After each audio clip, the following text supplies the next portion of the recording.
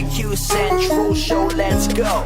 The #1 barbecue show on the low. Your host Greg Rampy, the grilling master, spreading the info, getting to you faster, asking tough questions and having a blast. The BBQ Central Show is here at last. The best moments of the BBQ Central Show in 10 minutes or less. Come on, let's go.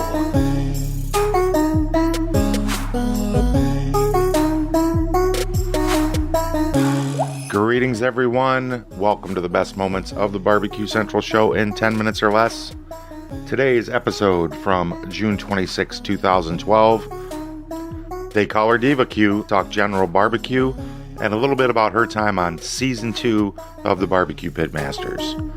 We're going to get to Danielle in just a minute, but before we do that, let's check in with Sam, the cooking guy, on a tasty-sounding chorizo sandwich.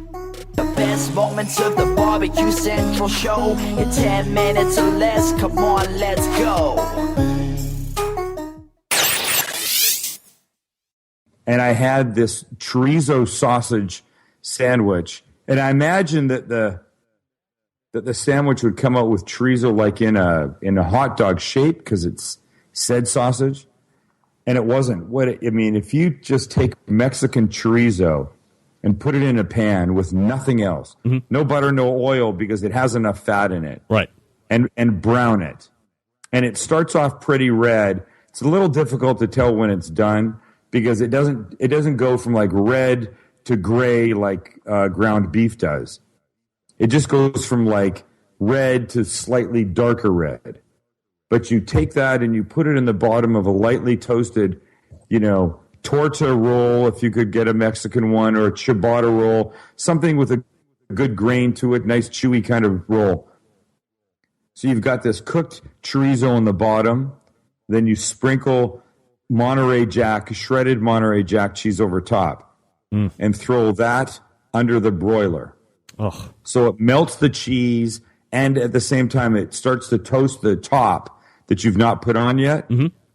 You take that out of the oven, and then you put guacamole, just a very simple guacamole, nothing really more than avocado, some fresh lime juice, and some salt mixed into guacamole shape.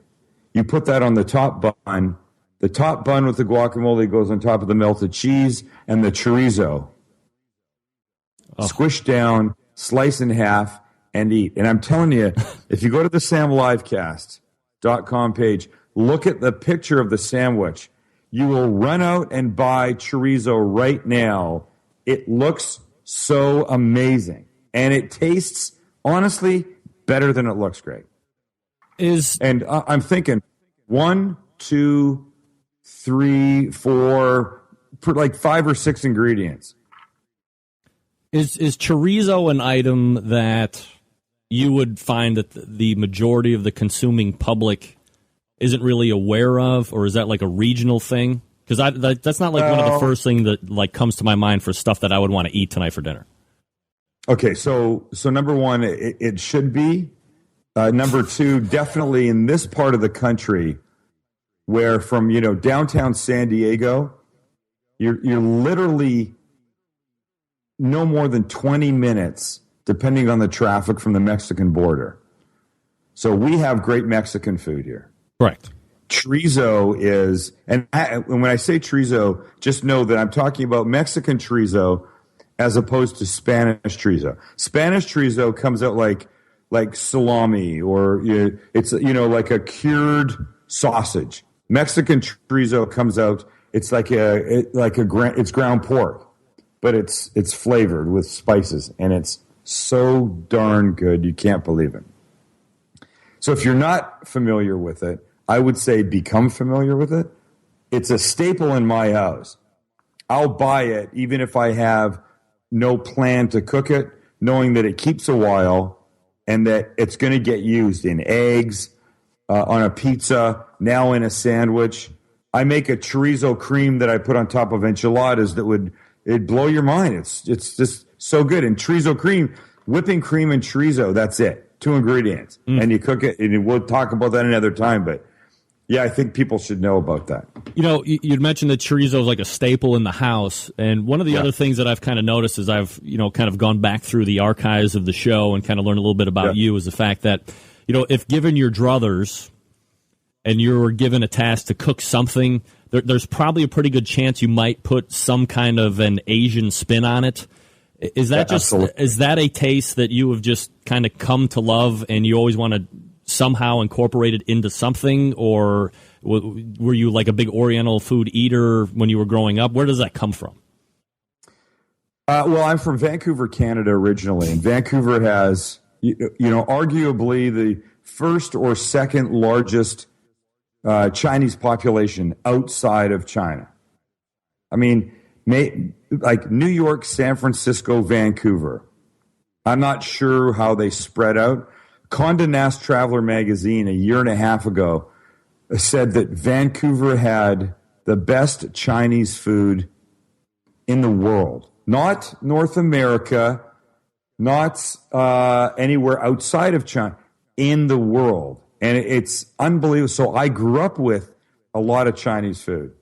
And the fact that I had a couple of very pretty Chinese girlfriends when I grew up didn't hurt. I mean, we ate a lot of, dim sum and all kinds of great stuff. So that being said, I've always had a particular sweet spot for Chinese and now Japanese food that's grown very important for me in the past few years. In fact, we went last night and had 3 couples, a great Japanese restaurant, like super authentic, very sort of family style kind of food that was really delicious.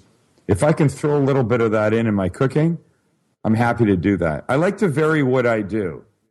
I don't like to just only do one type of food. I just find it more interesting.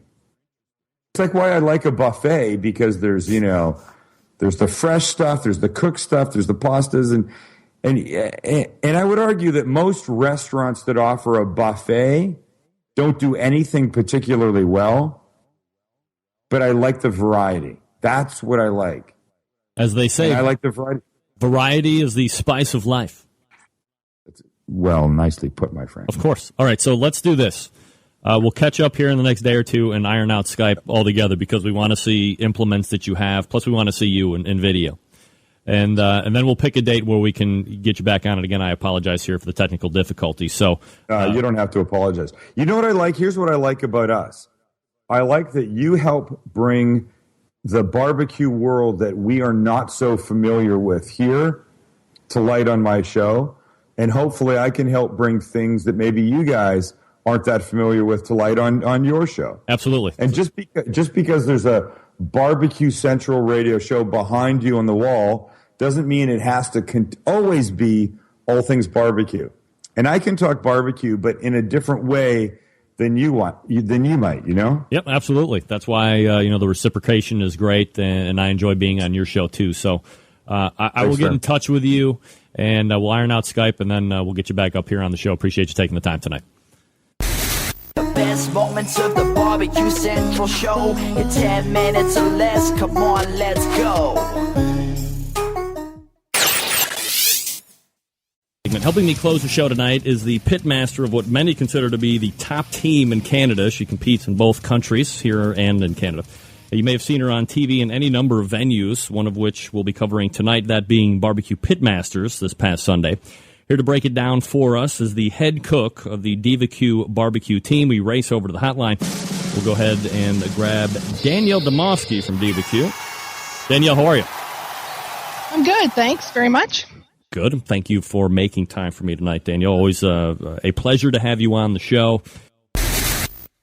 Let me ask you about pork just for a second, because Scott and Becky Holmes were on the first hour, and they were talking about how they're struggling with pork. As I look and I talk to some of the pitmasters this year especially, and I'm talking to people that are finishing 1-2. I'm not hobnobbing with the lower, 2/3. They're coming in first, second, third, fourth in 3 categories, and then pork tumbles like out of the middle of nowhere, 23rd or 25th. Is there any type of a trend that you are able to pinpoint where a flavor profile is starting to differ, or the judges are looking for something different, or just happens to be kind of a coincidence? I think it's a coincidence. I think there's in competition barbecue, I really do believe that there are two boxes that you have the most creativity available to you. And I believe that's the chicken box and the pork box. Brisket slices typically look very consistent from one box to another. I mean, you might put them on an angle or a little bit different, but out of all of the four categories, those two categories, you could have the most creativity with. The flavor profile, you know what? I still will always do a sweet heat. I like a sweet heat. I don't like very much sauce. So I personally go very light on sauce. I got to give props to, trust in my butcher. I use Butcher's barbecue products consistently, have done for many years now, and they've done very well with me. Other than that, it is what it is. My pork's dropped a little bit this year in the last few contests. We're going into, I think, our 6th or 7th contest this weekend, and it's dropped a little bit, and I don't know why. So, we are always going back on the Monday or the Sunday drive home and trying to analyze it a little bit. And we just keep trying to make it better. Every day, it's like the Jack Daniel's slogan, every day we go out, we will make it the best we can. And that's all we can do. Dave Bosca kind of reminded me, and I was going to ask you about it anyway because we're talking about pork. You were the world champion of pork at the Jack Daniel's last year. Is that the same recipe that you're using right now, or do you change it up a little bit when you go down to the Jack, considering the palette of judges that you have down there? I think, well, you know what? The Jack was a really great win for us, but we had already had 6 first places prior to the Jack as well. I think that you have to take every contest and take a look at what the judging pool is. I think it's very important. I learned that in a few classes. One of the things I learned was that, if you can find out what kind of judges they are, you really need to do that and take that opportunity. If they are brand spanking new judges, you need to adjust accordingly. If they are long-term established judges, adjust accordingly. If the ages of the judges are older, adjust accordingly. I'm not going to tell you how I adjust, but I'm going to tell you need to pay attention. All right, so fair enough. Now, let's go ahead and transition over to the main purpose of tonight, which is this Pitmaster show. You were on this past weekend, as I alluded to. You won this particular episode. You kind of have a great perspective regarding seasons, really, since you were on season 2 as well. Is it safe to assume, or for me to say, that you liked, I guess, this iteration of the show as compared to season 2, or not necessarily? Well, here's the thing. At the end of the day, this is what I believe. I believe that you should be able to cook anything. If you're going to be narcissistic enough, and I am, to call yourself a pitmaster, then you should be able to competently cook everything. And that's truly what I believe. No matter what? You need to be able to do it. No matter what. All right. It is what it is. You just have to deal with it. And if somebody hands you alligator, then you damn well better be able to cook it. And if somebody hands you a pork butt, then you better be able to cook it. You just do your best. I'm diverging here off of my outline, but what are you cooking on these days? Do you still have the Traegers and all that stuff, or are you cooking on other items at this point? I love my assortment of grills. And, I get laughed at quite often that, here she is and she brings like everything in the kitchen sink. And they're probably accurate. I do. I like versatility. I'm a big fan of both charcoal and pellets. I am a combo cooker. I have yet to find a grill that satisfies all of my needs. So I love Traegers. So I love pellet grills in general. I've had lots of great experiences working on Fast Eddies as well. I love charcoal as well. So I use charcoal cookers. I mean, I have an Onyx oven that I just absolutely adore. I have an old stainless steel Weber kettle, Weber Performer that I absolutely adore. And I own 3 WSMs as well. I'm a combo cooker. I don't just use pellets.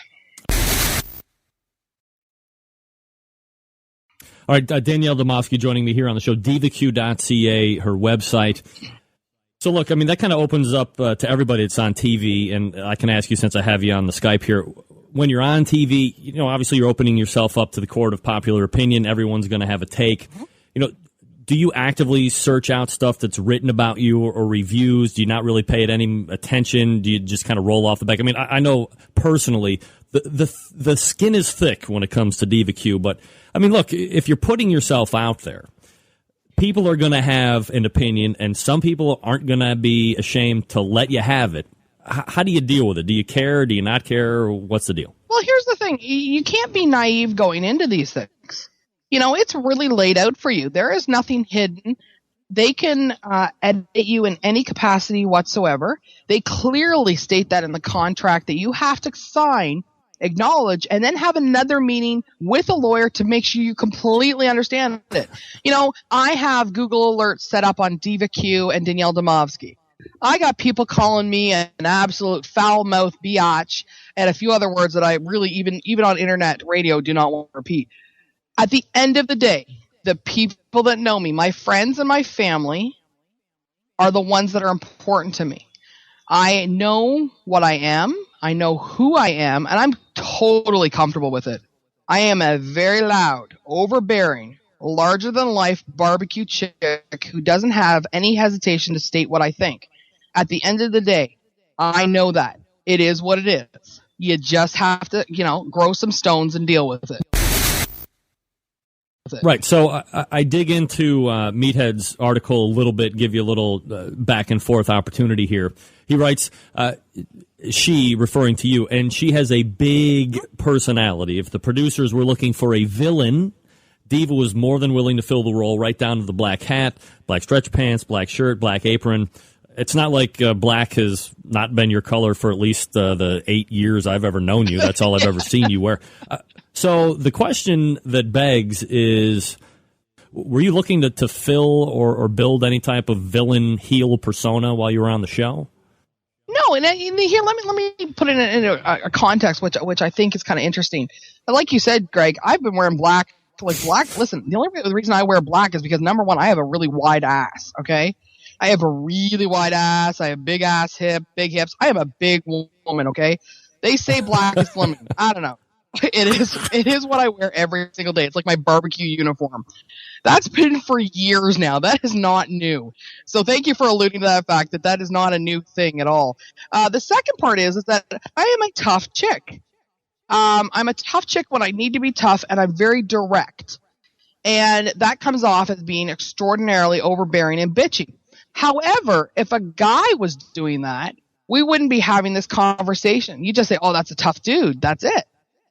So as for setting out to be a villain, no, I'm not a villain, but I am a tough chick when I need to be. And I was extraordinarily focused and very much on point for what I needed to accomplish.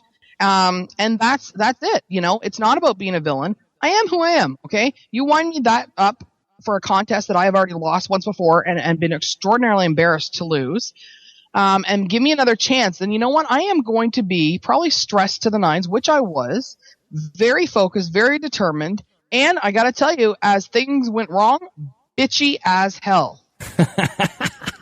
All right, well, and here's if I didn't admit that, I'd be a hypocrite. So you know what? I'd actually like to stay with my own personal level of integrity and say, you know what? Those are the words that came out of my mouth. Now, they came out of my mouth over the course of a 7-8 hour period. However, we're edited into 44, 45 minutes. It is what it is. It still came out of my mouth, so you can either own it or you can lie. And I'm going to own up and say, yeah, those things came out of my mouth. It is what it is.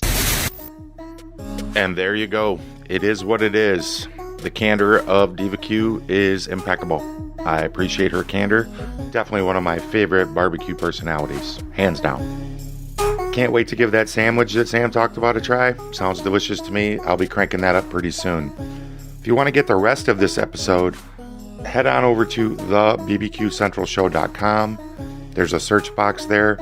Type in BBQ, type in Sam the Cooking Guy, type in anything else you might want to find an episode on. While you're there, hit the subscribe tab.